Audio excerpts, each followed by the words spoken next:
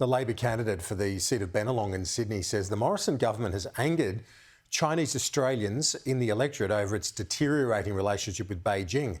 Polling released this week has found Bennelong is too close to call at the moment. Danica De Giorgio joins us from the seat.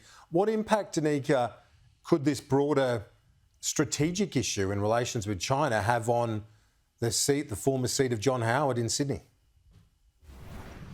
Well, it could have a major impact, Kieran. In fact, when John Howard lost the seat in 2007, it was because of a rejection from Chinese Australia voters. But I've actually got the Liberal candidate, Simon Kennedy, with me right now. So I'm going to ask you about it. But firstly, Simon, we're only 9 days out. The YouGov poll has said it's about 50-50, two-party preferred. It's close. How are you feeling? Feeling great. Look, I'm not focused on polling at all. I'm just here every day at pre-poll meeting voters, feeling very good, getting a really good reception.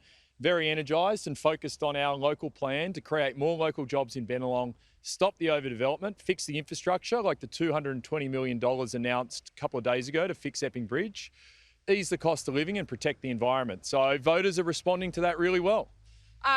There's a huge Chinese Australian population here in Bennelong, and there have been some suggestions that this could actually hinder the Liberals, given Scott Morrison's hardline stance towards Beijing over the last 3 years. Do you think that that's going to have an impact? Are you worried? I'm not feeling that at all.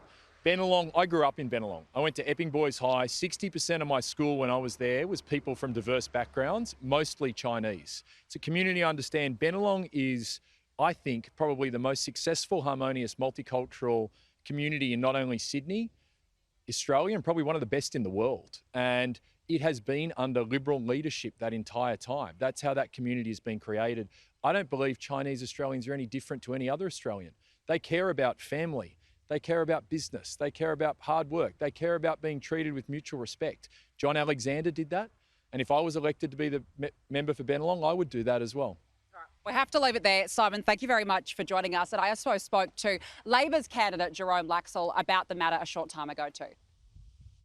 There's a large Chinese Australian population in Bennelong.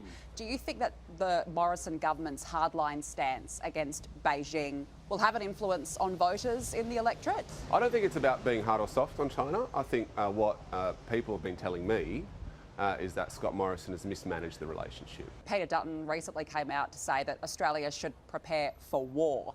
Do you think that sort of rhetoric will resonate with voters in this electorate? Well, all it does is it makes local Australian Chinese citizens here a target. And that's what people have been telling me. It hurts them because they get yelled at on the street.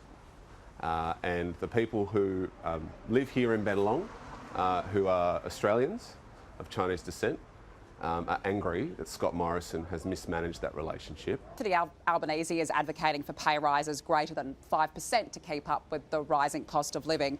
There are a number of small businesses, particularly in this electorate. How do you think that they will survive with a 5% pay rise? Well, let's be clear, this is a pay rise for those on the minimum wage. Those on the minimum wage should not have to go backwards.